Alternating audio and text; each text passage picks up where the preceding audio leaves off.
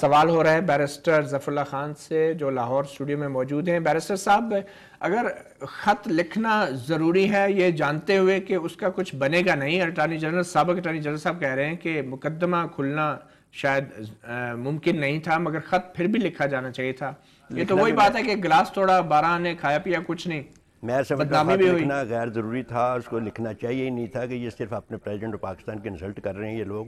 دیکھیے ان کے قانون کے مطابق ایسا ہے ہی نہیں۔ اگر کنونشن جو ہے کنونشن اور کرپشن جو ہے یو این اے کنونشن اور کرپشن جو ہے 2005 میں آرٹیکل 60 پڑھیں، آرٹیکل 61 پہ پڑھیں، جو کوئی خط لکھتا ہے ریکویسٹڈ، وہ ریکویسٹڈ اسٹیٹ ہے، ہم ریکویسٹنگ اسٹیٹ ہے۔ اگر آپ نے ریکویسٹڈ اسٹیٹ کو خط لکھا ہے تو آپ قانون کو بتائیں کہ یہ ہمارا قانون ہے، وہ آپ نے کیا آپ وہ قانون بتایا ہے ان کو کہ ہمارا کیا قانون ہے کہ ہمارے ملک ان کو امیونٹی حاصل ہے؟ پھر کیا نے آپ کو پروف دیے کہ یہ ایسا کیس ہو چکا ہے، یہ ایسا مقدمہ پروف ہو چکا ہے؟ جب آپ نے یہ چیزیں ان کو نہیں بتائی تو خط لکھنے کا میں نہیں سمجھتا کوئی مطلب نکلتا ہے۔ پھر آپ نے شرعاً قانون کی انٹرنیشنل لاء کی بھی وائلیشن کی ہے، پاکستانی لاء کی بھی وائلیشن کی ہے، اور میں یہ کنونشن جو کہ ذکر کر رہا ہوں اس کی بھی آپ نے وائلیشن کی ہے۔ آخر میرا سوچتا ہوں یوں کہ ہمیں بھی قانون جاننے کا حق ہے اور آپ کو بھی حق ہے، ہمیں چاہیے کہ ہمیں اس پہ گائیڈنس دیں آپ کہ کیا۔ آپ یہ بتائیں کہ اٹارنی جنرل کا ایک آئینی عہدہ ہوتا ہے، بیرسٹر صاحب انور منصور صاحب نے جو کیا انہوں نے اٹارنی جنرل کے عہدے کے تقاضے پورے کیے؟ یا انہوں نے تو حکم کیا، میں مانتا ہوں کہ انہوں نے حکم کیا، لیکن میں سمجھتا ہوں کہ یہ حکم ابھی انہوں نے چودھری افتخار محمد چودھری صاحب کی ایک ججمنٹ آئی ہے، ابھی ججمنٹ آئی ہے جس میں لکھا گیا ہے کہ اگر آپ کو کوئی حکم دیا جاتا ہے جو غلط ہے تو آپ اس کے تابع نہیں، اس کو ماننے کی آپ کو ضرورت نہیں ہے۔ ابھی ججمنٹ آئی ہے اور یہ میرا خیال ہے خان صاحب نے بھی دیکھی ہوگی، اس میں تو شک نہیں ہے۔ لیکن بات یہ ہے کہ ہر چیز جب کہ نگیشن میں ہے تو خط لکھنے کا مطلب کیا ہے؟ میں سمجھتا ہوں کہ آپ نے پاکستان کی کریڈیبلٹی ختم کی ہے، ہم لوگوں کی کریڈیبلٹی ختم کی ہے۔ یہ میٹر نہیں کرتا کہ پریزیڈنٹ کون ہے۔ آج صاحب آپ نے صدر صاحب کو بدنام کرنے کی کوشش کی بقول بیرسٹر ظفر اللہ صاحب کے؟ میں سمجھتا پاکستان کو بدنام کرنے کی کوشش۔ جی پاکستان کو بدنام کرنے بیرسٹر صاحب جو ہیں ان کی میں بڑی عزت کرتا ہوں اور ماشاءاللہ ہر بڑے قانون کے اوپر ان کی دسترس ہے۔ جہاں تک کہ تعلق ہے جو بیرسٹر صاحب کہہ رہے ہیں، میں تھوڑا سا اختلاف کروں گا بیرسٹر صاحب سے۔ وہ صحیح کہہ رہے ہیں کہ اگر وہاں کوئی فائدہ نہیں ہے تو یہاں لکھنے سے فائدہ کیا؟ یہاں پر یہ کویسچن نہیں ہے، مطلب ایک ایگو کا کویسچن ہی فرق ہے۔ عدالت میری آپ پوری بات کر لیں، میں کویسچن جو فرق ہے، عدالت کی ایگو کی تسکین کرنی ہے خط لکھ کے، فائدہ کچھ نہیں۔ ججمنٹ کو اوبے کرنا ہے، اٹ از اے ججمنٹ۔ یہ اس وقت کیوں نہیں کہا گیا جب یہ آرگو ہو رہا تھا کیس این آر او کا؟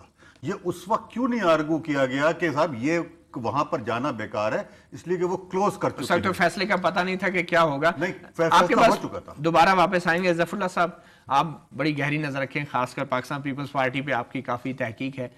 آپ کے خیال میں پیپلز پارٹی کی حکومت کا جو رد عمل ہے عدالتی فیصلے کے خلاف، کیا یہ ایک پیپلز پارٹی کا رد عمل ہے یا کسی بھی وفاقی حکومت کا ایسا ہی رد عمل ہونا چاہیے؟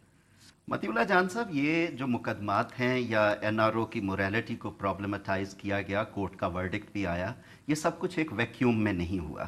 کہانی پاکستان کی ابتدا سے شروع ہوتی ہے، لیکن میں اس پہ وقت نہیں ضائع کروں گا۔ ایبڈو اور پروڈا میں جو پاکستان کی سیاست دانوں پہ الزامات لگائے گئے وہ اس قدر بھونڈے تھے کہ آج شاید ہمیں اس بینچ کے کسی شخص کا نام، وہ قانون ڈرافٹ کرنے والے کسی شخص کا نام تاریخ میں کہیں موجود نہیں ہے۔ عدالت کے ساتھ ساتھ ایک تاریخ کی بھی عدالت ہوتی ہے، لیکن جن سیاستدانوں کو ان الزامات کی بارش سہنا پڑی وہ شاید آج بھی تاریخ کا حصہ ہیں۔ ہمیں دیکھنا یہ ہوگا کہ این آر او کس کانٹیکسٹ میں آیا۔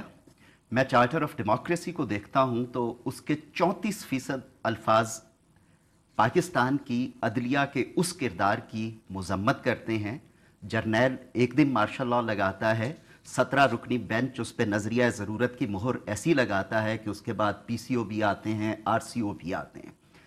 نیب کی موریلٹی جو مگر آپ نے 17 رکنی بینچ کی بات کی، اب تو 17 رکنی بینچ نے وہ تمام پی سی او کو اس کی مذمت کی ہے، لیکن یہ دیکھیں ایک اچھا قدم ہے۔ یہ تاریخ میں پہلی بار ہوا ہے۔ سیاست اس چیز کی مذمت 60 سالوں سے کرتی تو کیا حکومت کو ویلکم نہیں کرنا چاہیے؟ نہیں، بالکل کرنا چاہیے، لیکن حضور ایک بات اور سنیے، ہم کیونکہ پولیٹیکل ڈیولپمنٹس کو مانیٹر کرتے ہیں، جب مشرف صاحب وردی پہن کے الیکشن لڑنے جا رہے تھے تو ماشاءاللہ بحال شدہ عدلیہ نے کہا تھا جائیے الیکشن لڑیے، ہم نتیجہ روک لیں گے۔ تو یہ پوری چیز کو آپ آؤٹ آف کانٹیکسٹ نہیں دیکھ سکتے۔ جو ماضی کے غلط کاموں کو بنیاد بنا کے. لیکن اگر عدلیہ نے اس چیز کو اڈاپٹ کیا ہے کہ وہ آئندہ جمہوریت اور عوام کی سائڈ پہ ہوں گے، اگرچہ یہ طے کرنا تاریخ کو ہے، کیا تو یہ حکومت کو فیصلے پر عمل نہیں کرنا چاہیے؟ حکومت کو بالکل کرنا چاہیے. حکومت کے فیصلہ اور اس کے اوپر تو آپ کی قانونی آراء آ گئی، لیکن آپ اس کو ایک انداز سے اور دیکھیے کہ جس طرح پہلے کہا گیا کہ اس میں مقدمات کی فہرست تو طویل ہے، اور اس کی جو سلیکٹیو موریلٹی سامنے آتی ہے اس میں بارہا تبصروں میں، اشاروں میں، کنائے میں صرف ایک پارٹی کو نشانہ بنایا جاتا ہے. جس پہ آپ کہہ رہے ہیں کہ صدر زرداری صاحب کو صدر کی ذات کو نشانہ بنایا جاتا ہے، جس کے بارے میں انٹرنیشنل لیکن یہ تو شاید وہ مقدمات ہیں اس وقت کے جب وہ صدر نہیں تھے. آپ کے پاس دوبارہ آئیں گے.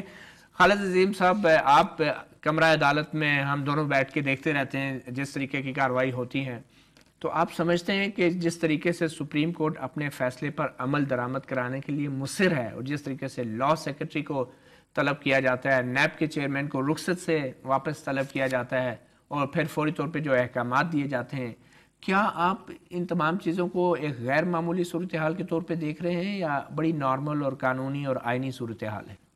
جی مطیع اللہ صاحب، یہ غیر معمولی ہے. عام حالات میں ایسا نہیں ہوتا، لیکن ایسا بھی کم ہی مجھے یاد ہے کہ سپریم کورٹ کا کوئی آرڈر ہو اور اس میں بھی 17 رکنی بینچ نے، کوئی معمولی بات نہیں تھی. اس کو فل کورٹ کہہ سکتے ہیں. جسٹس زاہد حسین صاحب کو انہوں نے نہیں بٹھایا اس میں، اور اس کی اپنی ریزنز ہیں کیونکہ وہ کنٹیمپٹ نوٹس میں ہیں، اس وجہ سے ان کو نہیں بٹھایا. 17 رکنی بینچ کا فیصلہ، اور اس کے بعد اس کے عمل درآمد کے حوالے سے خود سپریم کورٹ نے اس قدر سیریسنس کا اظہار کیا تھا کہ انہوں نے ایک مانیٹرنگ سیل اس کے لیے باقاعدہ بنایا ہوا ہے، جس میں کہا یہ جا رہا ہے کہ ہر منڈے کو ایک رپورٹ بھی آتی ہے، لیکن وہ سیٹسفیکٹری نہیں ہے. تو اس کے بعد یہ غیر معمولی صورتحال ہوئی. اور میں نے اور آپ نے بھی دیکھا کہ بینکر سٹی کیس تھا جس میں یہ سارا معاملہ اٹھا اور امپلیمنٹیشن کی بات جو ہے وہ کی گئی. یقینی بات ہے کہ کہیں ان کو یہ محسوس ہو رہا ہے کہ ڈیفائی کیا جا رہا ہے ان کی اس ججمنٹ کا. اور اس میں اب تو میں سمجھتا ہوں کہ انور منصور صاحب کا استعفیٰ جو ہے اس نے کم از کم بڑی حد تک اس چیز کو سبسٹینشیٹ کیا ہے کہ وہاں پہ یقیناً کوئی نہ کوئی خامی ہے اور کوئی نہ کوئی معاملہ ایسا چل رہا ہے کہ جس پہ عدالت مطمئن نہیں ہے، اور اس کی وجہ سے یہ غیر معمولی صورتحال. اور اس میں جو خط لکھنے کی بات بار بار آ رہی ہے، خط لکھنے کے معاملے کو پولیٹیکلی تو ڈینائی کیا جا رہا ہے. ان کی جو پولیٹیکل قیادت ہے وہ جگہ جگہ پہ یہ بیانات ضرور دے رہی ہے، لیکن لیگلی اس کو کہیں پہ ابھی تک اس کو ڈیفائی نہیں کیا گیا. عظیم صاحب مختصر بریک لیتے ہیں اور واپس آپ کے پاس آئیں گے ایک چھوٹی سی بریک کے بعد، اور خط لکھنے کے مسئلے پہ بات کریں گے ایک مختصر وقفے کے بعد.